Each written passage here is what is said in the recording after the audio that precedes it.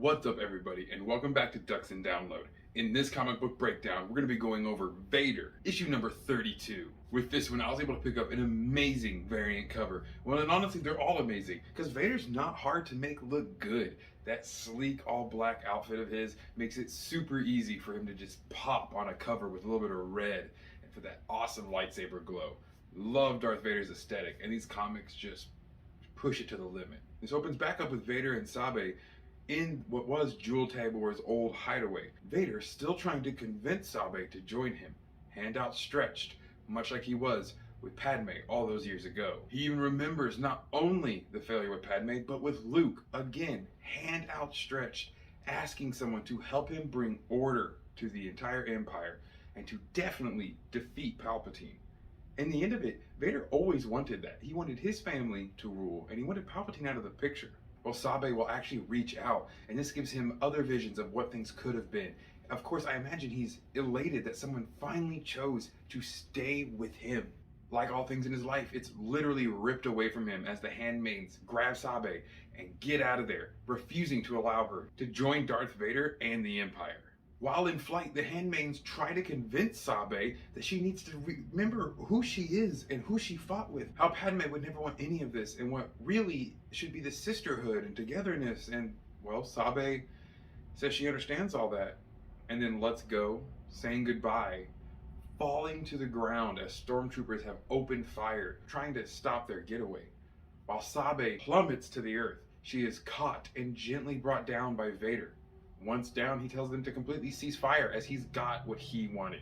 Of course, Ochi is super pissed and the handmaidens are heartbroken. Ochi is, of course, just trying to get rid of all these problems and get rid of Sabe because he's, of course, working for Crimson Dawn. And the handmaidens are trying to get their sister back, and it blew up in their face entirely. They don't understand the reason, but we'll get to that later. Make sure to go down below and blast that like button. Don't forget to subscribe so that you can get more of the content. Hit the notification bell. And in the comment section, let me know who your favorite handmaiden is. Sabe, now a commander in the Imperial Army. Sabe is going to be able to fool Jewel Tabor into kind of sealing his own fate, as she tells him that there is a small enclave of refugees being held somewhere, but Lord Vader is there himself. Well, to kind of show his cards and what he's really like, she is telling him this in front of those refugees, truly not in that village. The village is evacuated. Jewel, not knowing this, completely decimates it, hoping to kill Vader and giving no qualms about the dead refugees inside. When they see this, they of course immediately turn on him, and he runs a coward, forsaken by his own people. Now Sabe is a hero who has brought order and justice to this planet, and that pleases Vader more than anything. While back on the ship, he even reminds her that she was the strong one for being able to stay. This is where Sabe reminds Vader, though, that it wasn't strength or it wasn't this want of honor and order. Sabe wanted to make sure that her sisters could go on and live their lives. But more than that even, she talks to Vader about how she sacrificed her own soul so that she would be the only one to do so. Instead of bringing her sisters into this mess, she's going to allow them to live an actual life. They might hurt now, but in the long run, they'll get over it, thinking she's just a traitor to them. When she walks away after confessing to Vader that she alone is sacrificing, well, that's when we get one of the most amazing and brutal scenes we've seen in a hot minute. And Vader goes full dark side as he begins to scream and crush the entire ship around him. And we get this gorgeous shot of, "No, handmaiden, you are not the only one."